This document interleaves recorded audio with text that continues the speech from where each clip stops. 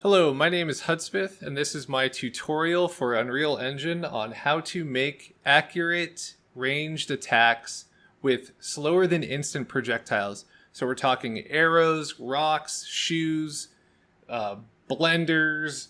It doesn't matter. Anything that doesn't fire as fast as a bullet or is instant, this is a tutorial for that. So without further ado, let's get into it. Here we have a blank third person player example project that we just created from the Unreal Engine launcher. The first thing that we want to do is we need to set up our project so that we can start creating our turret that's going to shoot our player with arcing projectiles that are slower than instant. So what we need to do is a little bit of setup. We're going to come in here to blueprints. We're going to generate a new folder. We're going to call it turret. Within turret, we're going to have a few things. First, we're going to create a blueprint class that is a pawn. We'll name this BP turret. This is going to act as our AI that we will use to shoot our player with. Then we're going to create another blueprint class, actor. We're going to name this BP projectile. This is going to be the projectile that we're shooting from the turret. Then we're going to create an artificial intelligence behavior tree. We're going to call this BT for behavior tree turret, because this is what's going to control what our turret does. Then we're going to create a blueprint class, and under this search for all classes, we're going to type in AIC, and we're going to have AI controller right here. We're going to select this one. We're going to hit select. We're going to name this AIC underscore turret. This is going to be the brains of our turret. So the next thing that we want to do after we have our project set up is we want to set up our turret. So we're going to double click into BP underscore turret. We're going to come over here to the viewport, and we're going to create ourselves something that resembles a turret. We're going to use some simple shapes. We'll use a cone. We'll rotate it about 90 degrees. We're going to add another component, cylinder. This is going to act as our post. We'll scale this down so that it resembles something more full-shaped that our turret is going to be mounted on. Take a look at that. That looks good. We're going to make the cylinder a child of the cone. And we're going to compile and save. And now something very important that we have to make sure that we do for this turret. Click on BP underscore turret here. We need to make sure that over here in the details inspector that we set use controller rotation yaw to true and use controller rotation roll to true. This is going to ensure that our turret can turn to face our player when we have that code working. The next thing that we need to do is right here under AI controller class. We want to set that AI controller turret that we created earlier. We're going to go ahead and do that now. Boom. That's all we should need to do. Compile, save. Next thing that we want to do is select all these. We're not going to use them. We're going to come in here. We're going to right click, hit custom event. We're going to name this fire. This is going to do a couple of things. Just to have some debugging, we're going to go ahead and do a print string. This is going to say fire. Then what we're going to do, we're going to spawn an actor from class. And this is going to be our BP underscore projectile, because this is what we're going to be creating and shooting from our turret. The next thing we have to do with the spawn BP projectile is we need to right click spawn transform and split it into a struct pin. This will give us access to location, rotation, and scale. The only things that we're really going to want to do at this point is get our current actor location for our turret. So we have our target as self. We're going to return that to location. And this is all we should need to do in order to spawn a projectile from our turret. We're going to go ahead and compile and save that. The next piece of our project is going to be our projectile. This will have the logic in it to basically find the target and hit it at a distance, whether it's moving, jumping, it doesn't matter. It will acquire the target that you feed it, and then it will try to hit it and intersect it at the speed that the target is traveling and whatever distance. So let's get that set up. First, we want to come in here and we want to have this thing resemble some sort of projectile. We'll just use a sphere. We'll scale this down a little bit. We can find the scale. There we go. Let's bring it down a little bit. Looks good. Okay. Now what we have to do for this is we need to come down here on the static mesh for sphere, and let's actually make this our scene root. And we're going to change the collision preset from block all dynamic to no collision. We don't want this to have collision coming out of the turret, otherwise the projectile won't move. Go ahead and compile and save that. Now what we want to do is come over here into the event graph. We're going to grab these bottom two, event tick and begin overlap. We're going to get rid of those. We're actually going to use this, this event begin play node here. But before we use that, let's go ahead and add us a projectile movement component. We're going to need this because once we spawn a projectile, we want it to basically inherit a projectile movement component and do its thing. So we're going to go ahead and keep that there.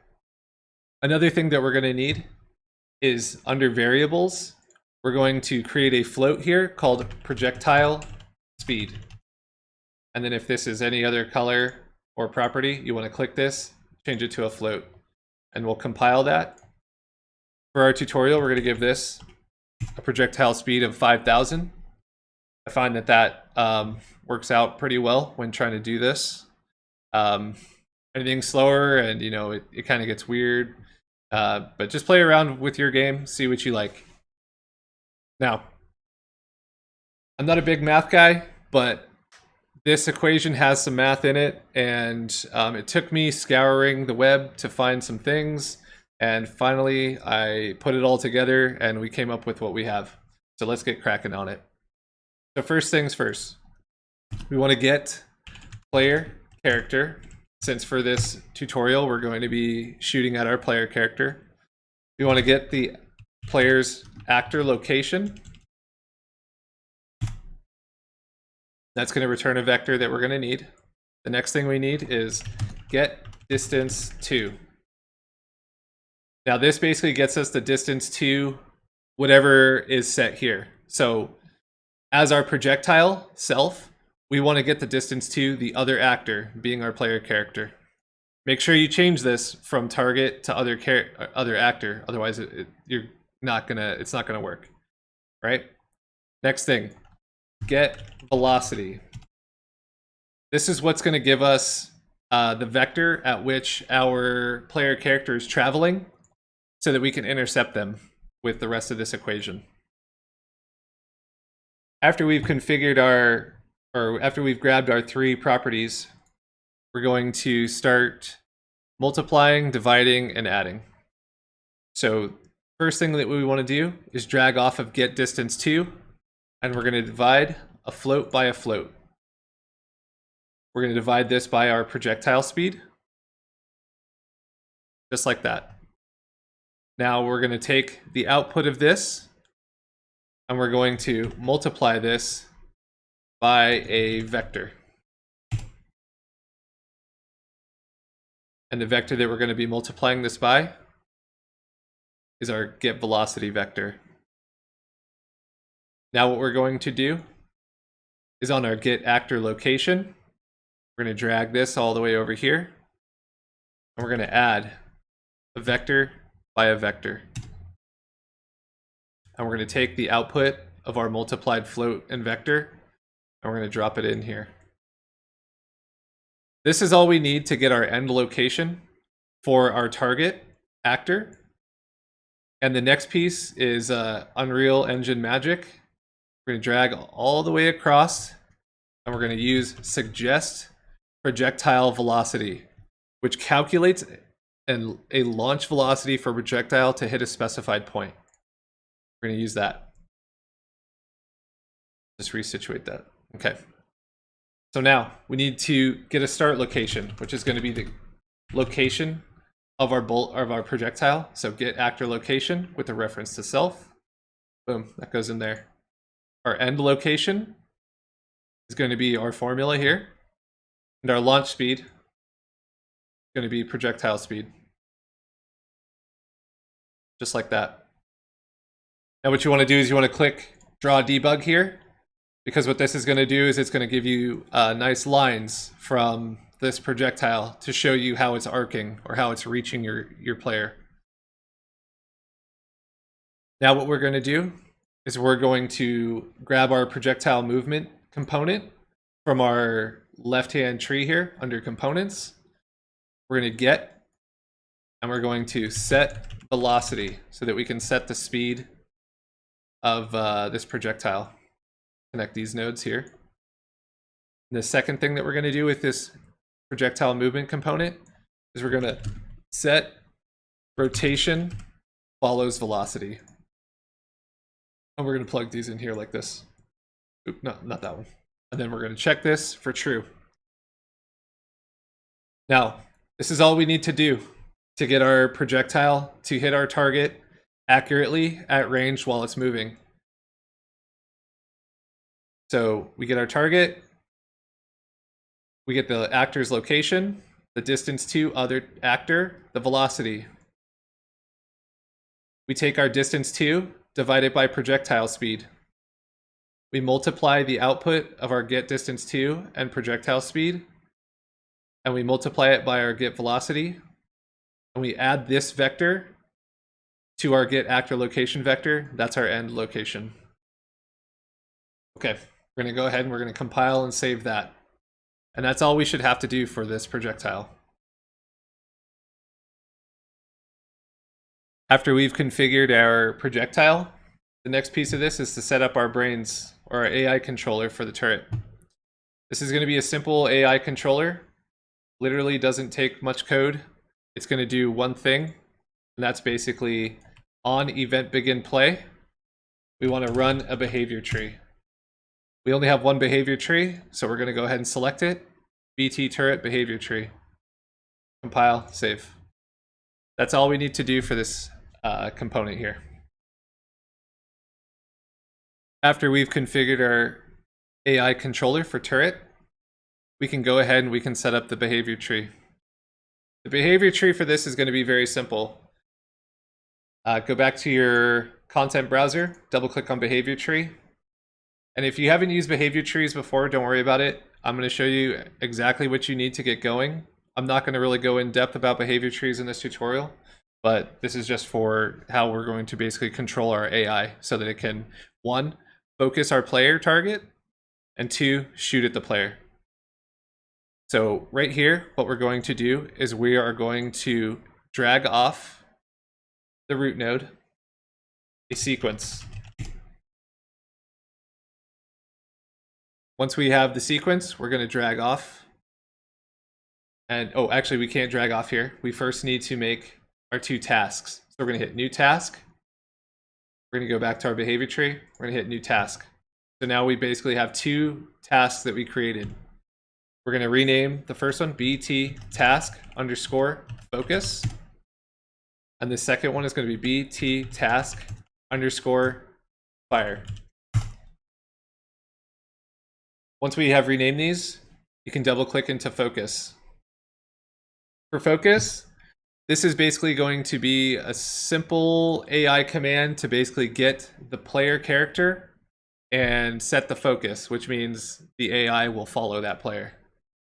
And we only set the rotation and the yaw, so it should just stay stationary and not move and just rotate to face our player.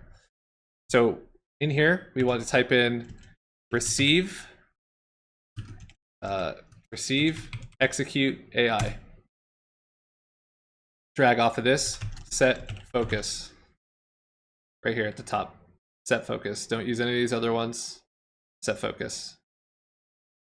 Our owner controller is going to be the AI controller that this is inheriting. And our new focus is going to be get player character. And then you're going to drag off this and hit finish execute with a success. This tells the behavior tree that this was a success and to move on to the next instruction. Now we're going to go into our BT task underscore fire. This is basically going to handle us telling the BP turret to run its fire command. So similar to the last one, receive, execute AI, because we want to execute a command. We're going to cast to BP underscore turret because we want to get access to the functions that our turret has available to it. The controlled pawn, so whatever we are, we're going to cast that to BP turret. Then we're going to run fire, since we have access to this class and its functions. We need to take this as BP turret, drop it here into the target so that it knows that the thing that we are is this, and then we can fire. Cast failed. We're going to set this to finish execute. It's not a success, so we're going to leave that Boolean unchecked. For this one, we're going to drag off, finish execute. We're going to set this to success, just like that. Compile, save. That's all we need to do for our two tasks. We're going to jump back over into our behavior tree, and we're going to set up our two tasks. Drag off the sequence node to the left. Behavior trees work left to right, so you need to make sure that this is in the right order or it won't work. We're going to type in focus. You should see our task is here now. We're going to put this bad boy up there like that. We're going to right click on it, add decorator, cooldown. We're going to set this cooldown to 1 second. This is going to regulate how often that our turret can shoot. This can only execute every 1 second. So it's going to come here, 1 second, boom. And actually, we could probably take this off of here. And we'll put it on the fire, right? Because that makes more sense. Cooldown, 1 second. So now we can only fire every 1 second, okay? So this is all we should have to do for our behavior tree. Basically, our AI is going to take over with the AI controller turret. It's going to run left to right, and it's just going to go over through this loop over and over. Set focus, fire, set focus, fire. Now that we have our project completed, let's go ahead and put it all together and see if this actually works. So with our player still here, we're going to take a BP turret from our content browser. We're going to drop it into our scene. We'll kind of bring it up so that it sits there. And then we'll go ahead and hit play. So you can already see that we're taking shots. You can see that it says fire up in the top. And you can see that this thing can hit us pretty much anytime. We run in a constant velocity. It can accurately hit us basically, I want to say like 100% of the time. You can dodge it if you give it some, you know what I mean? Like, ooh, juke, juke, real easy, right? But what we want to see now is if this thing can hit us far away and accurately. So what we're going to do is we're going to come up, just because it's a little bit more impressive than close range shots like that. We're going to drop this down to 90. We're going to scale the wall out, whoop, just like that. We'll hit play. Let's see what this thing can do. Look at that.